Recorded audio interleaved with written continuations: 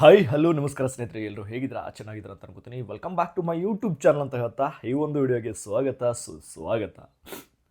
ರೀಸೆಂಟಾಗಿ ಅಂದರೆ ನಿನ್ನೆ ಆಗಸ್ಟ್ 24ನೇ ತಾರೀಕು ಸಂಡೇ ನಾನು ಗೋವಾ ಹೋಗಿದ್ದೆ.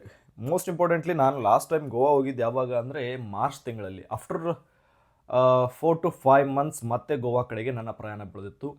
ಆಮೇಲೆ ಇನ್ನೊಂದು ಹೇಳ್ಬೇಕಂದ್ರೆ ನಾನು ಲಾಸ್ಟ್ ಇಯರ್ ಆಗಸ್ಟ್ ಮಂತಲ್ಲಿ ಕೂಡ ಗೋವಾ ಹೋಗಿದ್ದೆ. ಅವಾಗೂ ಕೂಡ ಹೆವಿ ರೈನಿ ಸೀಸನು, ಸಿಕ್ಕಾಪಟ್ಟೆ ಮಳೆ ಇತ್ತು ಅವಾಗಲೂ ಕೂಡ. ನಾನು ಪ್ರತಿ ಸಲ ಗೋವಾ ಹೋದಾಗಲೂ ಅಂದರೆ ಪ್ರತಿ 4 ತಿಂಗಳು 3 ತಿಂಗಳಿಗೆಲ್ಲ ಗೋವಾ ಹೋಗ್ತಾ ಇರ್ತೀನಿ.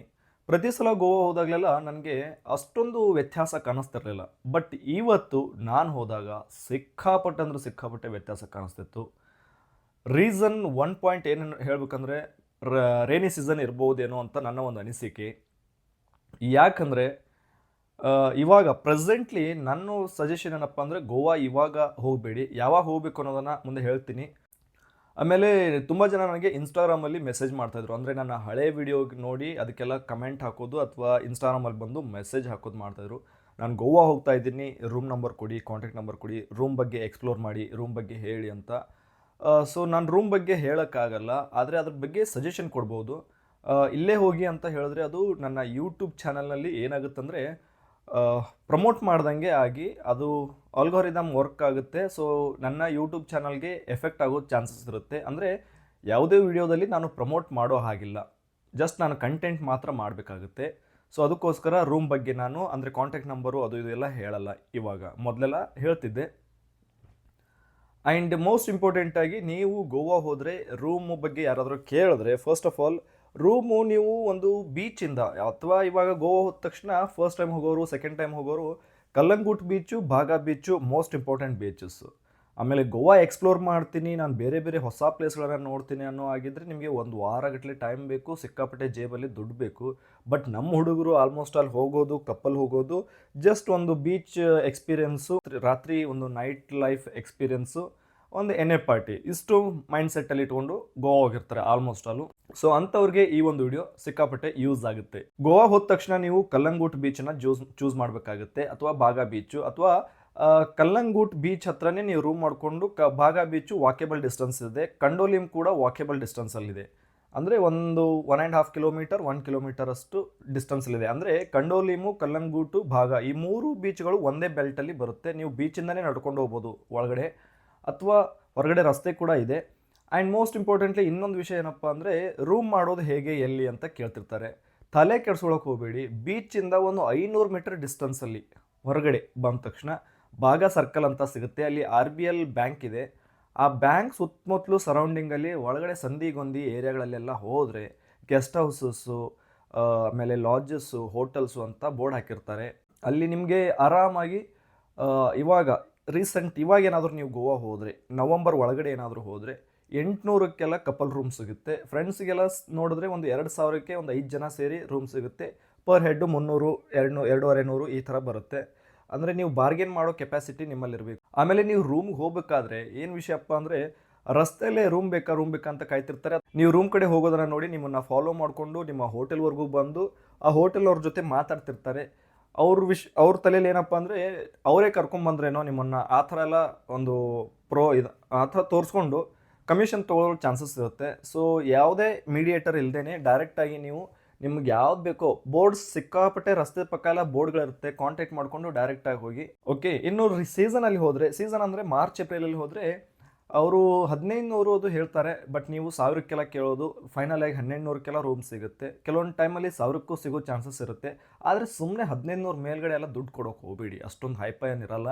ಆದರೆ ಒಂದು 300 ಮೀಟ್ರ್ ಒಳಗಡೆ ನೀವೇನಾದರೂ ರೂಮ್ ಮಾಡಿದ್ರೆ ಒಂದು 2000ವರೆಗೂ ರೂಮ್ ರೆಂಟ್ ಇರುತ್ತೆ. ಯಾಕಂದರೆ ಅಲ್ಲಿ ನಿಯರ್ ಆಗೋದ್ರಿಂದ ಸ್ವಲ್ಪ ಜಾಸ್ತಿನೇ ಇರುತ್ತೆ. ಇನ್ನು ಒಬ್ಬರೇ ಹೋಗ್ತೀವಿ, ಸೋಲೋ ಟ್ರಾವೆಲರ್ ಏನಾದರೂ ಇದ್ದರೆ ನಿಮಗೆ ಡಾರ್ಮೆಟ್ರಿ ಅಂತ ಸಿಗುತ್ತೆ. ಅಂದರೆ ಡಾರ್ಮೆಟ್ರಿ ಅಂದರೆ ನಿಮಗೆ ಒಂದು ಬ್ಯಾಗ್ ಇಡೋಕ್ಕೆ ಲಾಕರು, ಒಂದು ಮೊಬೈಲ್ ಚಾರ್ಜಿಂಗ್ ಹಾಕಲಿಕ್ಕೆ ಒಂದು ಕಿಟ್ ಇರುತ್ತೆ, ಆಮೇಲೆ ಒಂದು ಬೆಡ್ ನಿಮಗೆ ಸಪ್ರೇಟ್ ಆಗಿರುವಂಥ ಬೆಡ್ ಈ ಥರ ಸಿಗುತ್ತೆ. ಅದಕ್ಕೆ ದಿನಕ್ಕೆ 200, 250 ಈ ಥರ ಇರುತ್ತೆ ಒಬ್ಬರಿಗೆ.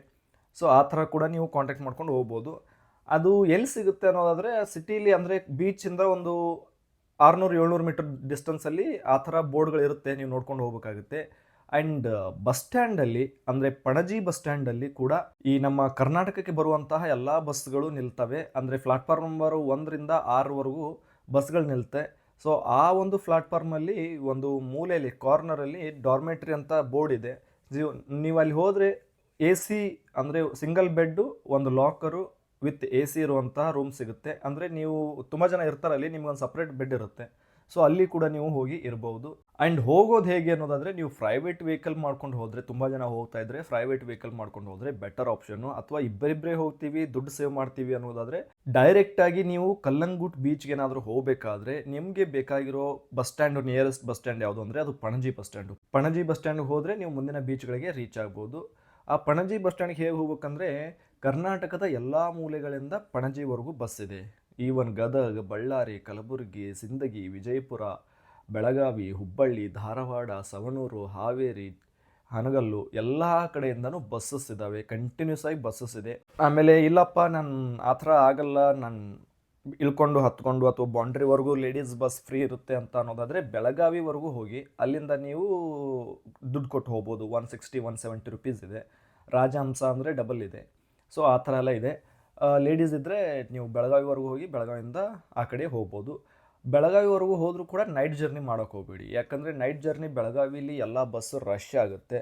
ಸೊ ನೈಟ್ ಜರ್ನಿ ಹೋಗುವಾಗ ಬೆಳಗಾವಿ ಇಳ್ಕೊಳ್ಳೋ ಪ್ಲ್ಯಾನು ಅವಾಯ್ಡ್ ಮಾಡಿ. ಬೀಚಲ್ಲಿ ಹೋದ ತಕ್ಷಣ ನಿಮ್ಮ ಒಂದು ಎಕ್ಸ್ಪೀರಿಯೆನ್ಸ್ ಏನಪ್ಪ ಅಂದರೆ ನೀರಲ್ಲಿ ಆಟ ಆಡೋದು ಅಥವಾ ವಾಟರ್ ಸ್ಪೋರ್ಟ್ಸ್ ಎಕ್ಸ್ಪೀರಿಯೆನ್ಸ್ ಮಾಡ್ತೀರಾ. ಇವಾಗ ಅಪ್ ಟು ನವೆಂಬರ್ವರೆಗೂ ಯಾವುದೇ ವಾಟರ್ ಸ್ಪೋರ್ಟ್ಸ್ ಇಲ್ಲ. ಆಮೇಲೆ ನನ್ನ ಪ್ರೀತಿಯ ವೀಕ್ಷಕರ ಗಮನಕ್ಕೆ ಏನಪ್ಪ ಅಂದರೆ, ಬೀಚಲ್ಲಿ ಕೂಡ ನಿಮ್ಮನ್ನು ಬಿಡಲ್ಲ, ನೀರಿಗಿಳಿಯೋಕ್ಕೆ ಬಿಡಲ್ಲ. ಇವಾಗ ನೀವೇನಾದರೂ ಗೋವಾ ಹೋದರೆ ಜಸ್ಟು ಒಂದು ಉಸುಕಿನ ಮರಳಿನ ಮೇಲೆ ನಿಂತ್ಕೊಂಡು ಬೀಚ್ ಕಡೆಗೆ ನೋಡಿಕೊಂಡು ಒಂದು ಫೋಟೋ ಹೊಡ್ಕೊಂಡು ಮನೆಗೆ ವಾಪಸ್ಸು ಬರಬೇಕಾಗುತ್ತೆ. ಯಾಕಂದರೆ ಬೀಚಲ್ಲಿ ನೀರಲ್ಲಿ ಬಿಡ್ತಾ ಇಲ್ಲ. ಅಲೆಗಳ ಅಬ್ಬರ ಜಾಸ್ತಿ ಇರೋದ್ರಿಂದ ನೀರಿಗೆ ಕಾಲಿಡೋಕ್ಕೆ ಬಿಡಲ್ಲ ಇವಾಗ. ಸೊ ಅಲ್ಲೆಲ್ಲ ವೆಹಿಕಲ್ಸು, ಸೆಕ್ಯೂರಿಟಿ ಗಾರ್ಡ್ಸು ತುಂಬಾ ಟೈಟ್ ಇದೆ. ಆಮೇಲೆ ನೀವು ಕಲ್ಲಂಗುಟ್ ಬೀಚಲ್ಲಿ ಎಂಟ್ರಿ ಆದ ತಕ್ಷಣವೇ ದೊಡ್ಡದಾಗಿ ಒಂಥರ ಬೇಲಿ ಥರ ಹಾಕಿಬಿಟ್ಟಿದ್ದಾರೆ, ಗೆರೆ ಥರ ಹಾಕಿಬಿಟ್ಟಿದ್ದಾರೆ. ಅದನ್ನು ದಾಟಿ ನೀರಲ್ಲಿ ಹೋಗೋ ಹಾಗೇ ಇಲ್ಲ. ಸೊ ಅದಕ್ಕೋಸ್ಕರ ನನ್ನ ಪ್ರಕಾರ ನೀವು ನವಂಬರ್ವರೆಗೂ ಯಾವುದೇ ಕಾರಣಕ್ಕೂ ಗೋವಾ ಹೋಗಬೇಡಿ. ನವಂಬರ್ ಡಿಸೆಂಬರಲ್ಲಿ ಗೋವಾ ಹೋಗ್ಬೋದು. ಆ್ಯಂಡ್ ನನ್ನ ಪ್ರಕಾರ ಇನ್ನೊಂದೇನಪ್ಪ ಅಂದರೆ, ದುಡ್ಡು ಬಜೆಟ್ ಟ್ರಿಪ್ ಮಾಡೋರಂತೂ ಜನವರಿವರೆಗೂ ಗೋವಾ ಕಡೆ ಹೋಗಬೇಡಿ. ಫೆಬ್ರವರಿ, ಮಾರ್ಚ್, ಏಪ್ರಿಲ್, ಮೇ ಇಷ್ಟು ಸಾಕು ಗೋವಾ ಹೋಗೋಕ್ಕೆ ನಿಮಗೆ, ಅಂದರೆ ಬಜೆಟ್ ಟ್ರಿಪ್ ಮಾಡೋರಿಗೆ. ಜನವರಿ, ಡಿಸೆಂಬರು ಈ ಮಂತಲ್ಲಿ ಹ್ಯಾವಿ ಅಂದರೆ ಹ್ಯಾವಿ ಕ್ರೌಡ್ ಇರುತ್ತೆ. ಫಾರಿನರ್ಸ್ ಎಲ್ಲ ಬರ್ತಾರೆ. ಯಾಕಂದರೆ ನ್ಯೂ ಇಯರು, ಕ್ರಿಸ್ಮಸ್ಸು ಡಿಸೆಂಬರಲ್ಲಿ. ಸೊ ಈ ಥರ ಎಲ್ಲ ಇರೋದ್ರಿಂದ ಹೆವಿ ಕ್ರೌಡು. ಸೊ ಗೋವಾ ಕಡೆಗೆ ಡಿಸೆಂಬರ್, ಜನವರಿ ಬಜೆಟ್ ಟ್ರಿಪ್ ಮಾಡೋರು ಅವಾಯ್ಡ್ ಮಾಡಿ. ಇನ್ನು ಎಣ್ಣೆ ರೇಟಿಗೆ ಬಂದರೆ ಮುಗಿದೋಯ್ತು ಗುರು, ತಲೆ ಕೆಡಿಸೋಬೇಡಿ. ಎಣ್ಣೆ ರೇಟ್ ಅಂದರೂ ಸಿಕ್ಕಾಪಟ್ಟೆ ಕಡಿಮೆ ಇದೆ. ಆಲ್ಮೋಸ್ಟ್ 60%, 50%, 40% ಕೆಲವೊಂದು ಬ್ರ್ಯಾಂಡ್ಗಳ ಮೇಲೆ ಅದನ್ನು ದರ ನಿರ್ಣಯ ಆಗುತ್ತೆ. ಆ್ಯಂಡ್ ಎಣ್ಣೆ ತೊಗೊಂಡು ನಾನು ಹೊರಗಡೆ ಬರಬಹುದಾ ಅಂತ ಕೇಳೋದಾದರೆ, ನಾನು ಲಾಸ್ಟ್ ಟೈಮ್ ಹೋದಾಗ ರಾಜಹಂಸಕ್ಕೆ ಬಂದಿದ್ದೆ. ಈ ಸಲ ಸ್ಲೀಪರ್ ಕೋಚ್ ಬಂದಿದ್ದೆ. ಒಂದು ಸಲ ಬೈಕ್ ಮೇಲೆ ಬಂದಿದ್ದೆ. ಬೈಕ್ ಮೇಲೆ ಬರುವಾಗ ನನ್ನನ್ನು ಯಾರೂ ಚೆಕ್ ಮಾಡಿರಲಿಲ್ಲ. ಆದರೆ ಸ್ಲೀಪರ್ ಕೋಚು ಆಮೇಲೆ ರಾಜಹಂಸ ಬಸ್ಸಿಗೆ ಬಂದಾಗ ಚೆಕ್ ಮಾಡಿದರು. 2 ಸಲ ಚೆಕ್ ಆಗುತ್ತೆ. ಒಂದು ಮಹಾರಾಷ್ಟ್ರ ಪೊಲೀಸ್, ಇದು ಗೋವಾ ಪೊಲೀಸ್ ಕೂಡ ಚೆಕ್ ಮಾಡ್ತಾರೆ. ಆಮೇಲೆ ಕರ್ನಾಟಕ ಪೊಲೀಸ್ ಕೂಡ ಚೆಕ್ ಮಾಡ್ತಾರೆ. ನಮ್ಮ ಬಸ್ಸನ್ನು 2 ಸಲ ಸ್ಟಾಪ್ ಮಾಡಿದರು, 2 ಸಲ ಚೆಕ್ ಮಾಡಿದ್ರು. ಕೆಲವೊಬ್ರು ಬಾಟ್ಲ್ಗಳು ಸಿಕ್ಕು, ಒಂದೇ ಬಾಟ್ಲಿದ್ರು ಕೂಡ ತೊಗೊಂಡು ಹೋದರು. ಯಾಕೆ ತೊಗೊಂಡು ಹೋದ್ರು ನನಗೂ ಗೊತ್ತಾಗಲಿಲ್ಲ. ಒಂದು ಬಾಟ್ಲಿದೆ ಬಿಡಬೇಕಾಗಿತ್ತು ಆ್ಯಕ್ಚುಲಿ. ಏನು ಸುಮ್ಮನೆ ಹೋಗಿರ್ತಾರೆ ಅಂದಮೇಲೆ ಒಂದೊಂದು ಬಾಟ್ಲ್ ತರ್ತಿರ್ತಾರೆ. ಆದರೆ ಒಂದೇ ಬಾಟ್ಲಿದ್ರು ಕೂಡ ಅದನ್ನು ಕಿತ್ಕೊಂಡು ಹೋದರು ಪೊಲೀಸ್ನವರು. ಆ ಥರ ಸಿಚುವೇಶನ್ ಕೂಡ ಆಗುತ್ತೆ. ಪ್ರೈವೇಟ್ ವೆಹಿಕಲ್ಸ್ ಅಂತೂ ಸಿಕ್ಕಾಪಟ್ಟೆ ಚೆಕ್ ಮಾಡ್ತಾರೆ. ಸಂದಿಗೆ ಒಂದಿಲೆಲ್ಲ ಚೆಕ್ ಮಾಡ್ತಾರೆ, ಬಾನಟ್ ಎಲ್ಲ ಚೆಕ್ ಮಾಡ್ತಾರೆ, ಇಂಜಿನ್ ಎಲ್ಲ ಚೆಕ್ ಮಾಡ್ತಾರೆ. ಆಮೇಲೆ ಟೈರು ಆ ಥರ ಎಲ್ಲ ಸ್ಟೆಪ್ನಿ ಟೈರ್ಸ್ ಇರುತ್ತೆ, ಅದರಲ್ಲೆಲ್ಲ ಚೆಕ್ ಮಾಡ್ತಾರೆ. ತುಂಬಾ ಟೈಟ್ ಚೆಕ್ ಮಾಡ್ತಾರೆ. ಗೋವಾ ಪೊಲೀಸು, ಕರ್ನಾಟಕ ಪೊಲೀಸು ಇಬ್ಬರು ಚೆಕ್ ಮಾಡ್ತಾರೆ. ಸೊ ತರೋರಿದ್ದರೆ ನೋಡಿಕೊಂಡು ಸಿಚುವೇಶನ್ ನಿಮಗೆ ಹೆಂಗೆ ಅಂತ ನೋಡ್ಕೊಂಡು ತೊಗೊಂಬನ್ನಿ ಅಂತ ಹೇಳ್ತೀನಿ. ಇಷ್ಟು ಮಾಹಿತಿ ಗೋವಾ ಬಗ್ಗೆ. ಆ್ಯಂಡ್ ಫೈನಲಿ ನನ್ನ ಒಂದು ಕನ್ಕ್ಲೂಷನ್ ಏನಪ್ಪ ಅಂದರೆ, ದಯವಿಟ್ಟು ಇವಾಗ ಗೋವಾ ಕಡೆಗೆ ಹೋಗಬೇಡಿ. ಸುಮ್ಮನೆ ವೇಸ್ಟ್ ಆಗುತ್ತೆ. ಅಲ್ಲಿ ಏನೂ ಇಲ್ಲ ಇವಾಗ. ಕ್ರೌಡ್ ಸಿಕ್ಕಾಪಟ್ಟೆ ಕಡಿಮೆ ಇದೆ. ಬೀಚಲ್ಲಿ ಬಿಡಲ್ಲ, ವಾಟರ್ ಸ್ಪೋರ್ಟ್ಸ್ ಇಲ್ಲ, ತಿರುಗಾಡೋಕ್ಕೆ ಮಳೆ ಹತ್ತಿರುತ್ತೆ. ಮಳೆ ಇಲ್ದಿದ್ರೂ ಕೂಡ ಒಂಥರ ಬೇಜಾರು. ಅಲ್ಲಿ ಹೊರಗಡೆ ಹೋಗಿ ಏನೂ ಇಂಟ್ರೆಸ್ಟಿಂಗೇ ಇಲ್ಲ ಇವಾಗ. ಮೋಸ್ಟ್ ಇಂಪಾರ್ಟೆಂಟ್ಲಿ ಈ ಬೀಚ್ ಶೇಕ್ಸ್ ಇದ್ದು ಡ್ಯಾನ್ಸ್ಗೆಲ್ಲ, ಡ್ಯಾನ್ಸ್ ಫ್ಲೋರು 50-100 ಕೊಟ್ಟು ಒಳಗಡೆ ಹೋಗಿ ಸಿಕ್ಕಾಪಟ್ಟೆ DJ ಡ್ಯಾನ್ಸ್ ಮಾಡ್ಕೊಂಡು ಬರ್ಬೋದಿತ್ತು. ಅದೂ ಕೂಡ ಇಲ್ಲ ಇವಾಗ. ಸೊ ಎಲ್ಲನೂ ಬಂದಾಗಿದೆ. ಆಮೇಲೆ ಇನ್ನೂ ಯಾರಿಗಾದ್ರೂ ಏನಾದರೂ ಡೌಟ್ ಇದ್ದರೆ ಕಮೆಂಟ್ ಹಾಕಿ, ಅದಕ್ಕೆ ನಾನು ಉತ್ತರ ಕೊಡುವಂಥ ಪ್ರಯತ್ನ ಮಾಡ್ತೀನಿ ಅಂತ ಹೇಳ್ತಾ ಇಷ್ಟು ಇಲ್ಲಿಗೆ ಮುಗಿಸ್ತಾ ಇದ್ದೀನಿ. ಬಾಯ್ ಸ್ನೇಹಿತರೆ, ಮತ್ತೆ ಸಿಗೋಣ. Take care.